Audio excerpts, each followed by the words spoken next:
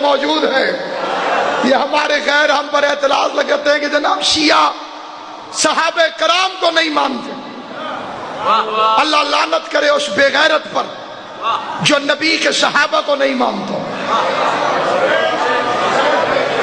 بڑا کتے کا بچہ ہے وہ بے غیرت جو مصطفیٰ کے صحابہ کو نہیں مانتا۔ بندے کہتے ہیں جی آپ کے ذاکر کہتے ہیں کہ صحابہ کرام رسول کو میدان میں چھوڑ کر بھاگ گئے۔ وہ کمینے رسول کو صحابہ چھوڑ کر نہیں بھاگے تھے، منافق چھوڑ کر بھاگ گئے۔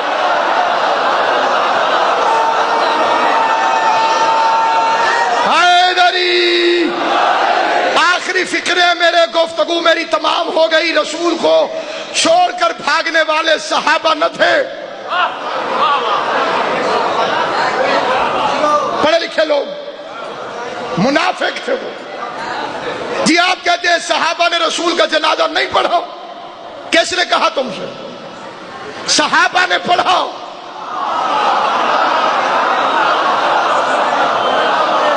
یہ گرمی قیامت کی گرمی سے بچائے گی۔ صحابہ نے جنازہ رسول کا پڑھا، منافقوں نے نہیں پڑھا۔ اب کیسے پتا چلے صحابی کون ہے منافق کون ہے؟ میں اپنے گھر کا واقعہ سناتا ہوں۔ قبلہ باول الطاف شاہ جی تشریف فرمائے، قبلہ لیاقت صاحب تشریف فرمائے، دونوں امام حسین علیہ السلام کے منظور نظر مداح ہیں جسے میری آواز سمجھ آ رہی ہے۔ میں اس کے سامنے فکرہ کہتا ہوں۔ آج سے کافی عرصہ پہلے 20 اپریل 1991 کو میرے والد صاحب کا انتقال ہوا تھا۔ مجھے آج تک یاد ہے کہ کس کس نے جنازہ پڑھا۔ جو آئے تھے وہ بھی یاد ہیں،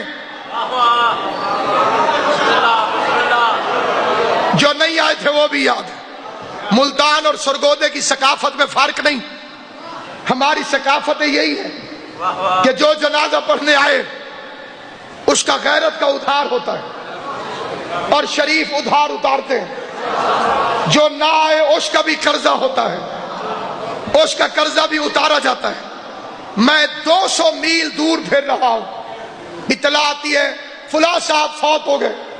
مجھے یاد آتا ہے یہ تو میرے والد کے جنازے میں آیا تھا۔